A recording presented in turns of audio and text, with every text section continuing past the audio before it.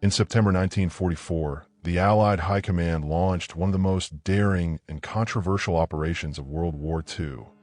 Operation Market Garden, It was an ambitious plan conceived by British Field Marshal Bernard Montgomery to end the war by Christmas. A sweeping airborne assault across the Netherlands that would seize key bridges and open a direct route into Germany's industrial heartland. But amid the chaos of parachutes, gunfire, and scattered landings, a small detachment of American paratroopers from the 82nd Airborne Division would vanish without a trace, leaving behind one of the war's most enduring mysteries. The plan looked bold on paper. On September 17, 1944, over 35,000 paratroopers from the U.S., British, and Polish forces dropped behind German lines. The Americans of the 82 ND Airborne, under Major General James Gavin, were tasked with securing the vital bridges around Grave and Nijmegen. If they succeeded, British XXX Corps could roll north to Arnhem and cross the Rhine. But as the men descended into the fields and woods around Groesbeek Heights, the situation was far from controlled. Thick fog, poor navigation, and scattered landings left many units disoriented. Among them was a 12-man reconnaissance patrol from the 504th Parachute Infantry Regiment, led by Lieutenant Robert Bobby Keane, a 24-year-old from Ohio known for his sharp instincts and steady nerve. Keane's team was ordered to move east toward the German border near the Reichswald Forest to monitor potential counterattacks. Radio contact was routine for the first few hours, then abruptly ceased. Nearby paratroopers reported hearing distant gunfire, muffled and irregular, but assumed it was just another firefight in the confusion. By the time command realized Keane's patrol hadn't checked in, Operation Market Garden was already spiraling into disarray. German forces regrouped faster than expected, and communication lines were stretched thin. The missing patrol was noted in the logs simply as unconfirmed, status unknown. The 82nd faced brutal opposition from elements of General Kurt Student's Fallschirmjäger, paratrooper, divisions, elite German troops well familiar with airborne tactics. Every bridge, road, and canal became a killing zone. Supply drops went astray, radios jammed, and friendly units fought in isolation. In this chaos, small detachments like Keane's could vanish without a trace, and many did. One surviving paratrooper, Private Bill Harkins, later recalled, "We saw their trail, boots in the mud, a few shell casings, but nothing else. No bodies, no signs of a fight. They were just gone." His testimony, filed weeks later, was brief and uncertain, but it hinted at something deeply unsettling. For the U.S. command, the priority was survival. The paratroopers dug in along the Groesbeek Heights, repelling German counterattacks for days. Reports of missing patrols were common, but Keane's team stood out because they disappeared on friendly terrain, in daylight, and with no known enemy forces in their immediate area. Intelligence officers noted the anomaly, but lacked the resources to investigate amid the growing crisis. As the days wore on, more fragments of the story emerged. A Dutch resistance courier claimed to have seen a group of Americans moving through the woods east of Mook, roughly aligned with Keane's last known position. They appeared cautious, moving without lights, and seemed to be avoiding both Allied and German patrols. They carried radios and maps, the courier wrote later, but they weren't speaking. The report was dismissed at the time as confusion in the fog of war. In his wartime journal, an 82nd Airborne signal officer recorded, "Lost one recon element east of Groesbeek. Possible radio failure. Cannot confirm status. Recommend hold inquiry post-operation. But the inquiry never happened." Market Garden collapsed within 9 days. Its ambitious goals shattered at Arnhem, where the British 1st Airborne was surrounded and decimated. In the aftermath, the missing patrol was overshadowed by the larger tragedy of the failed campaign. Yet for those who served with them, the memory lingered. Years later, one veteran would write in a letter to a historian, "We could forgive losing them in a fight, but there was no fight. They just disappeared." Strategically, Operation Market Garden taught painful lessons about overreach and coordination. But for the men on the ground, it was the human cost, the friends unaccounted for, the unanswered questions, that left the deepest scar. The last official note on Keen's patrol came from an October 1944 status report. Presumed missing in action. Believed captured. No further documentation followed. No graves were found. No German records mention the capture of such a unit. As the autumn rains fell and the Allied lines stabilized south of the Rhine, the woods east of Groesbeek grew quiet again. Locals returned to find parachutes tangled in trees, broken gliders in fields, and empty foxholes slowly filling with water. Of Lieutenant Keen and his men, there was no trace, just a line in the official record, and a mystery that would endure long after the guns fell silent. In the next chapter, we'll follow the confused radio traffic and intercepted messages that hinted the men might have survived longer than anyone realized, deep behind enemy lines, in a part of the Netherlands where no Allied patrol should have been. As Operation Market Garden faltered in late September 1944, Allied radio operators began to intercept a strange sequence of transmissions. The signals were faint, broken by static, and seemed to originate from deep behind German lines, near the Reichswald Forest, where Lieutenant Robert Keen's 12-man patrol from the 504th Parachute Infantry Regiment had vanished days earlier. The messages were brief, coded in standard U.S. Army field cipher, and signed only with the call sign Able Fox. At first, no one took notice. The 82nd Airborne was stretched thin defending Groesbeek Heights and the bridge at Nijmegen, and communication chaos was the rule of the day. Radio sets were damaged, batteries low, and operators exhausted. But when a British signals unit at Nijmegen University's Commandeered Physics building logged the transmission coordinates, a troubling pattern emerged. The signal came from well beyond the established front line, in territory still firmly held by German forces. Over the next 48 hours, fragments of additional messages were captured. One stood out. Under fire, woods east of Cleve. Enemy armor moving north, request extraction.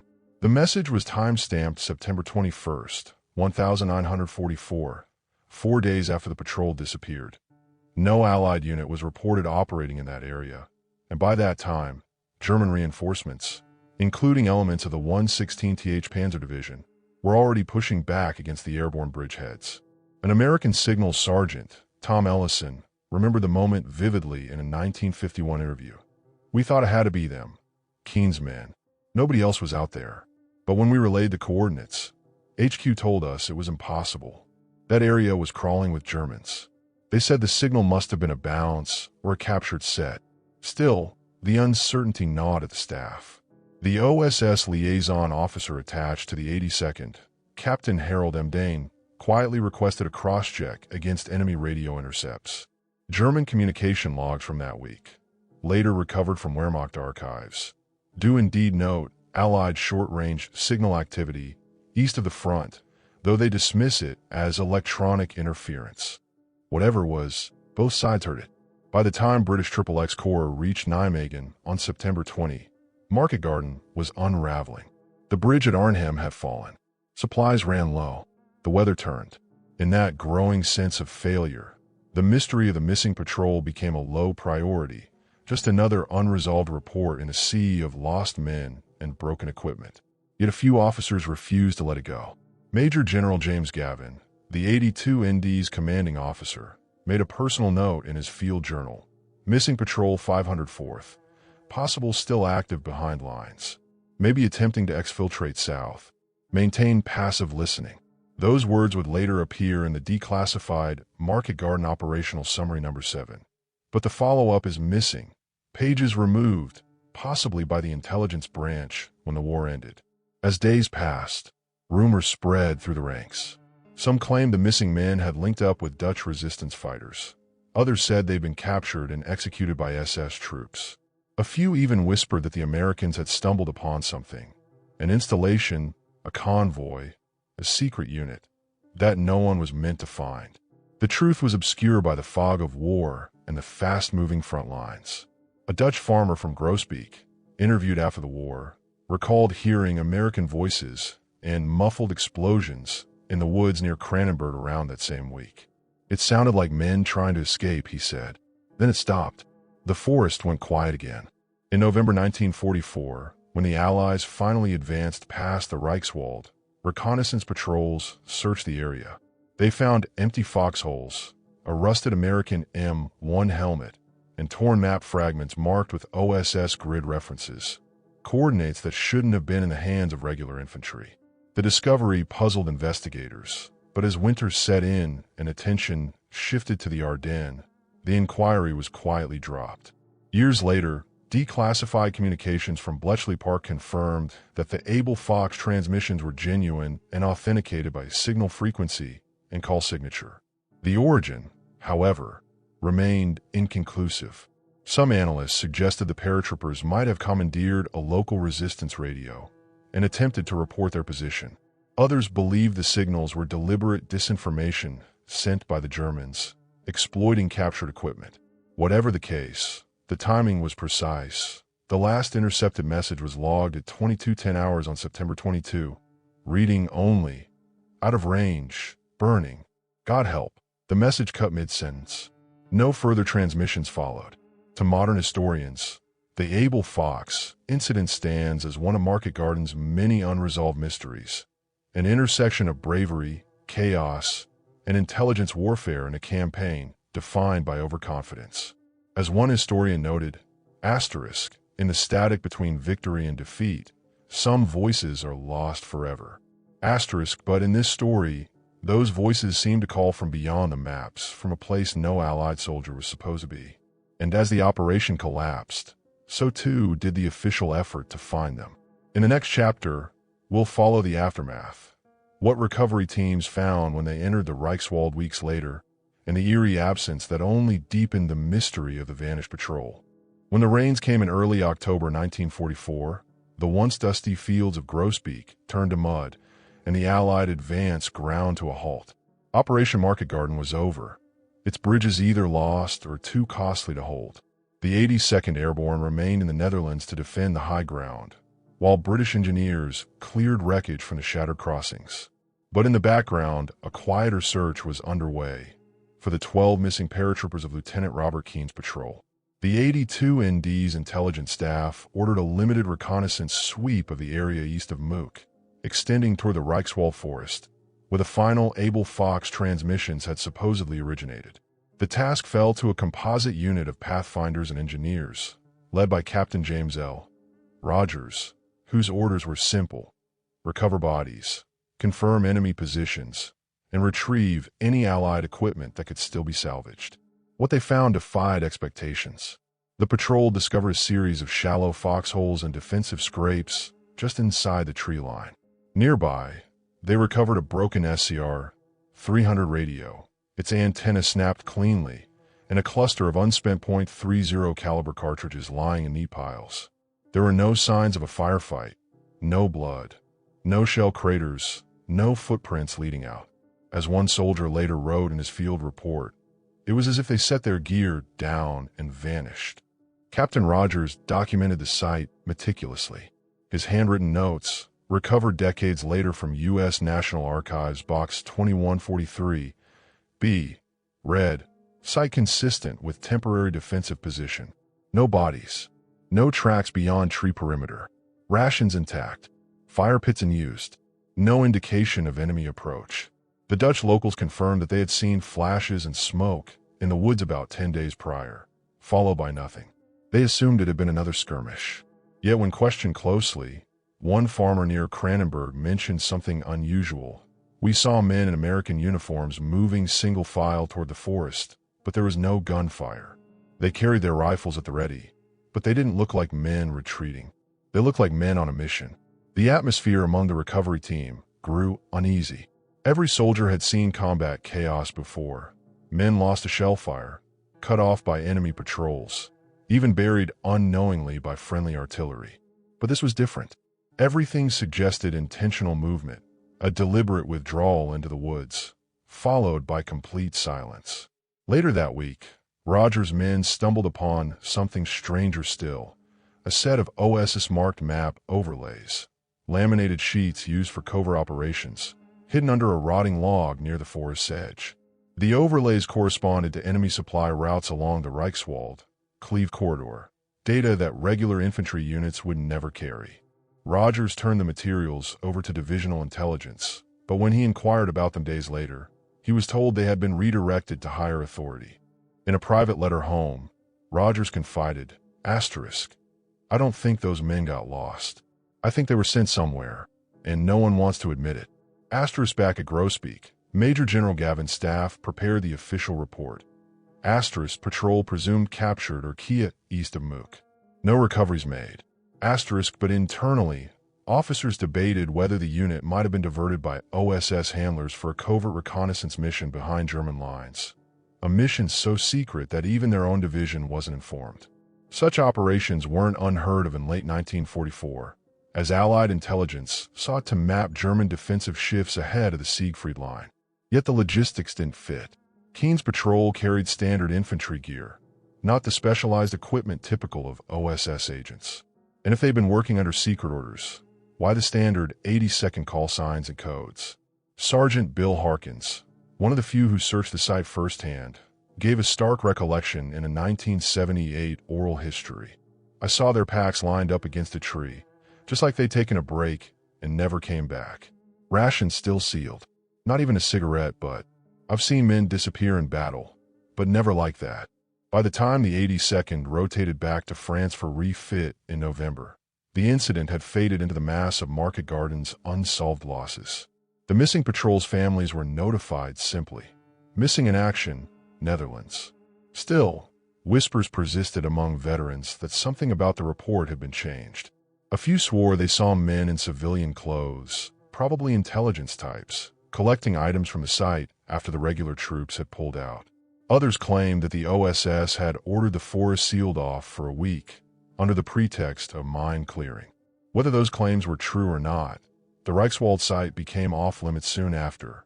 Allied engineers mined sections of the forest edge to deter German infiltration, effectively burying whatever traces might have remained. Years later, when the post-war recovery teams returned to locate missing soldiers, they found no graves, no personal effects, no human remains. The earth itself seemed to have swallowed every clue. To the families back home, closure never came. Lieutenant Keen's mother received his Purple Heart in 1946, but his body was never repatriated. In the unit's post-war history book, his name appears among those lost beyond contact. And yet, the story refused to fade. By the early 1950s, Dutch villagers near Cleve began telling of Allied dog tags unearthed in old foxholes. Dog tags that shouldn't have been there if the men had died near Grosbeak.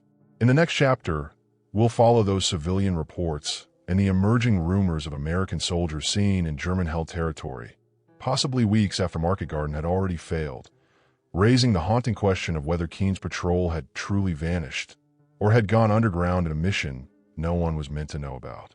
By late October 1944, the front lines in the Netherlands had stabilized.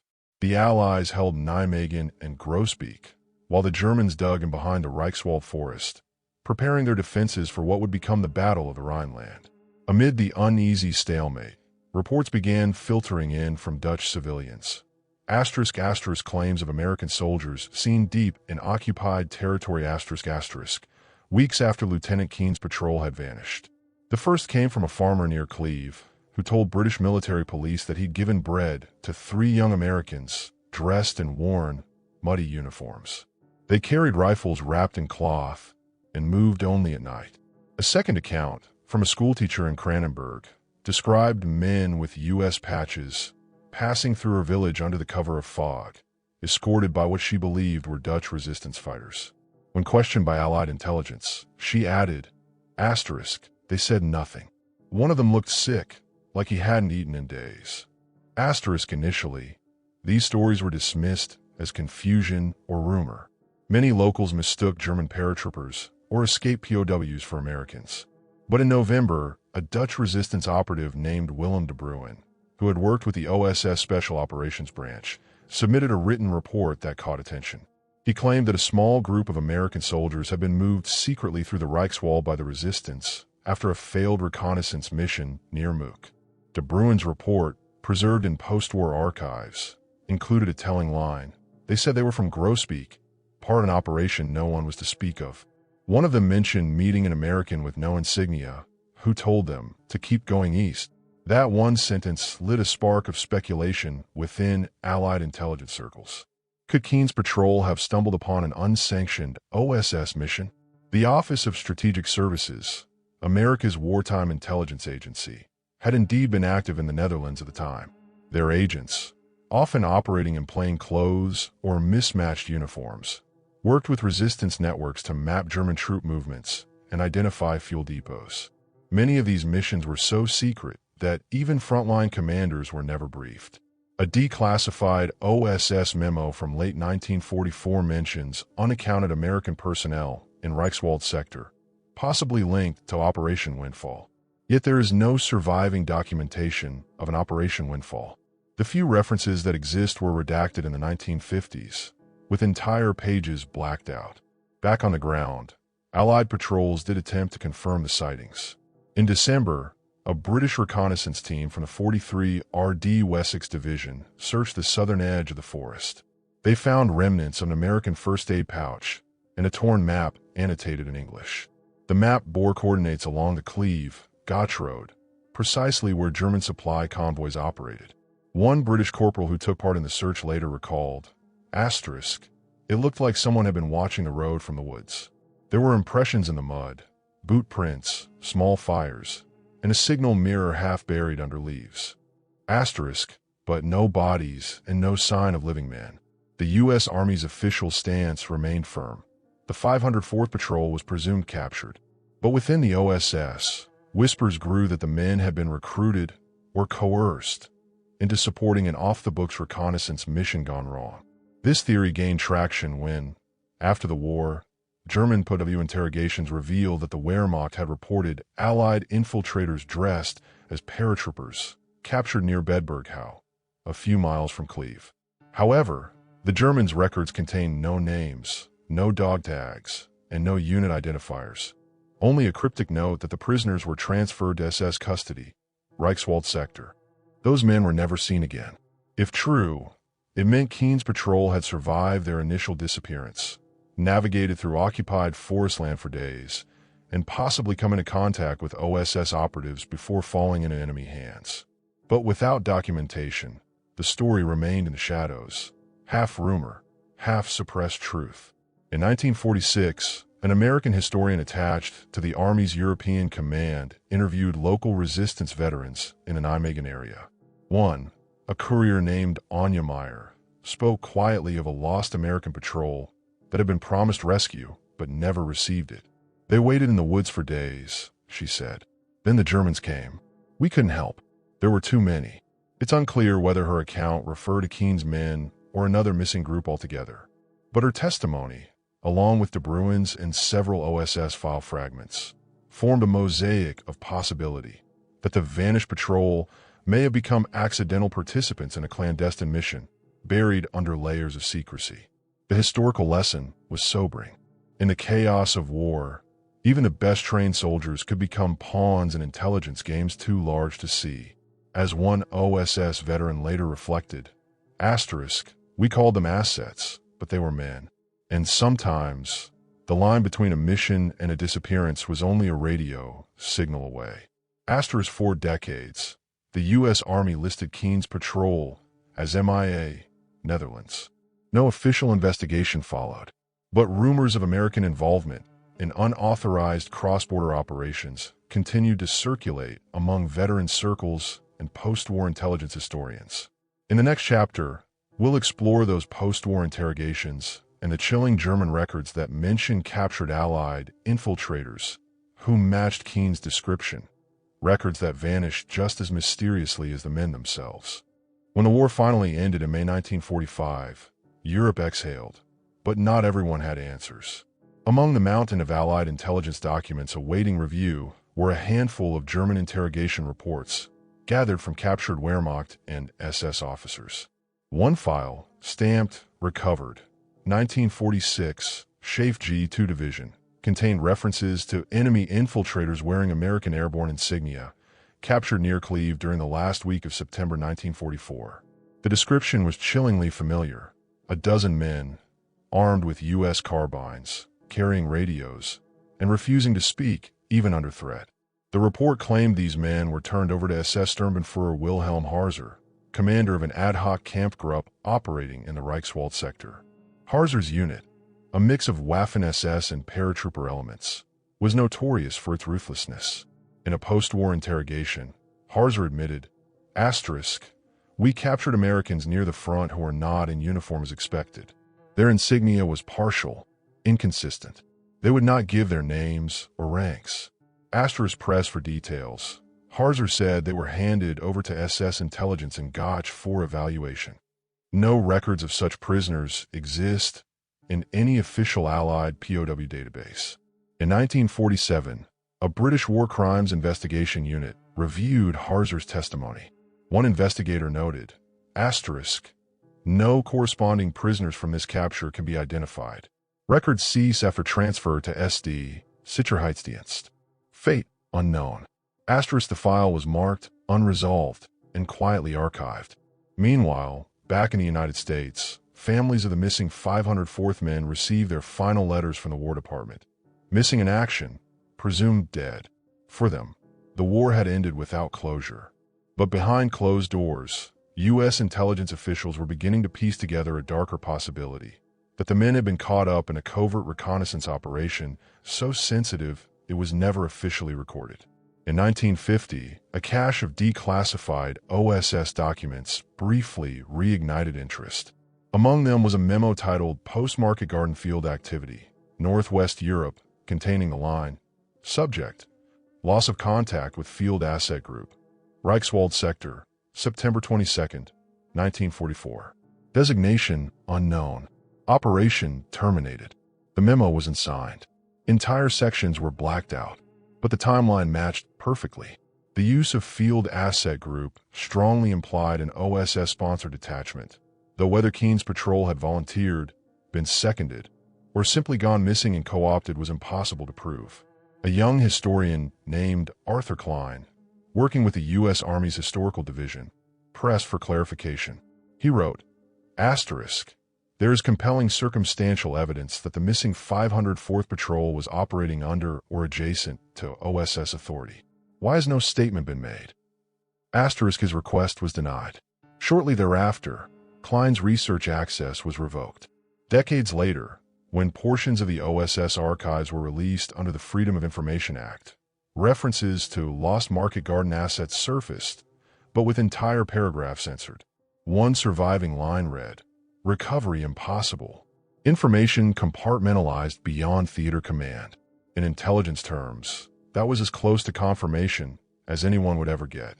Meanwhile, German archives revealed a haunting postscript. Among the files seized from the SS headquarters in Dusseldorf, one page listed 12 American captives, unidentified, executed October 3, 1944, Reichswald perimeter. The entry lacked signatures or corroborating documents, and some historians argue it could have been a clerical error, a mix-up with captured British paratroopers from Arnhem. Still, the date and number were almost too coincidental. The moral weight of such discoveries lingered long after the war. Many OSS veterans, in later interviews, admitted that certain missions had been written off to preserve operational secrecy. One, speaking anonymously in 1972, said, "If those boys went missing behind the lines, it's because someone higher up wanted the trail cold. That's how it worked. No records, no questions. For the families. The mystery hardened into silence." Keene's younger sister, interviewed in 1984, said, "We got a letter from the Army, then nothing. My mother kept his uniform folded for 50 years. She always believed he'd walk back through the door." The story of the vanished patrol now straddled two worlds. The historical record, which listed them as missing, and the shadow record of intelligence work, which hinted that they might have been sacrificed for information that was never shared. By the late 1980s, researchers from both the U.S. and the Netherlands began pressing for the release of full OSS archives related to Market Garden. But when the files were unsealed, dozens of pages referenced in earlier indexes were gone. Officials blamed routine declassification errors. Still, one memo survived, a summary by an OSS clerk dated April 1945. Report: Loss of Team Fox personnel in Reichswald area. Local cover story. MIA Paratroopers, 504 PR. Recommend file consolidation with Market Garden losses. Team Fox. The phrase echoed eerily with the old radio call sign. Asterisk, asterisk, Abel Fox. In the next chapter, we'll jump forward to the 1980s, when a Dutch farmer unearthed a corroded dog tag near the Reichswald border, and how that discovery reignited the decades-old question. What really happened to the 12 American paratroopers who disappeared in Operation Market Garden? In the spring of 1983, nearly 4 decades after Operation Market Garden, the quiet fields along the Reichswald forest were peaceful again. Rows of beech and pine standing where battle once raged. But that peace was disturbed when a Dutch farmer, Hendrik van Laar, plowing a neglected patch of land near Kranenburg, struck something metallic beneath the soil. When he cleared the dirt away, he found a rusted WWII Army dog tag, its letters barely legible beneath the corrosion. The name read, Lieutenant Robert E. Keene, 013-28475, U.S. Army. The discovery made local headlines. Van Laar turned the tag over to Dutch authorities, who contacted the WWII Army Graves Registration Service. Within weeks, a forensic team arrived to investigate the site. The tag's authenticity was verified beyond doubt. It belonged to the leader of the vanished 12-man patrol from the 504th Parachute Infantry Regiment. But once again, the ground yielded little else. No human remains, no weapons, no equipment. Just a few oxidized fragments of what might have been a canteen and a snapped metal buckle, possibly from a radio harness. The soil bore signs of previous disturbance, suggesting that someone, perhaps decades earlier, had already searched the area. Local residents recalled hearing rumors that British soldiers or intelligence men had combed the forest in the years after the war, digging and removing objects under tight secrecy. A retired forester even claimed he'd seen military trucks, without markings, near the site in 1946 or 1947, though he'd never known why. When Dutch news outlets reported the dog tag's discovery, American veterans organizations took notice. Journalists from Stars and Stripes and the Chicago Tribune ran stories about the vanishing paratroopers of Market Garden. Letters flooded in from surviving members of the 82nd Airborne, each offering fragments of recollection. Radio chatter, unconfirmed sightings, whispered warnings to forget it.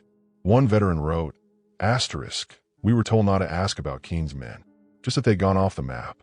Asterisk for the Army, the rediscovery posed a problem. Officially, Keene and his men were still listed as missing in action, presumed dead near Grosbeek.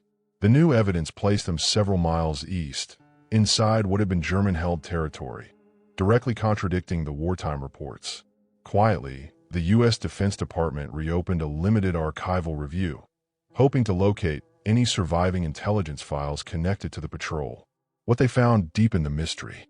In a long-forgotten folder labeled Field Incidents, Netherlands, Reichswald Sector, investigators found a single memorandum dated March 1945, authored by an OSS officer. It referred to American field operatives confirmed lost after aborted contact in Cleve area and recommended no further inquiry, assets compromised. Though no names were attached, the timeline and geography aligned perfectly. In an interview decades later, historian Dr. Arthur Klein, who had tried and failed to unearth the truth in the 1950s, summarized it bluntly. They weren't just lost. They were written off. The evidence of that dog tag means they made it farther than anyone thought, and someone knew it. But those records were buried as deeply as the men themselves. Modern analysts studying the case point to several possibilities. One theory suggests the patrol was redirected by OSS handlers for an unauthorized reconnaissance mission into the Reichswald, then captured by German SS units. Another proposes that they accidentally discovered an Axis fuel or V-weapon site, prompting their disappearance under wartime secrecy. A third, darker theory claims the men were intentionally misreported to conceal intelligence operations gone wrong. Yet no definitive proof has surfaced. The archives remain incomplete, and key OSS files cited in earlier indices have vanished entirely, likely destroyed during the CIA's early reorganization in the 1950s.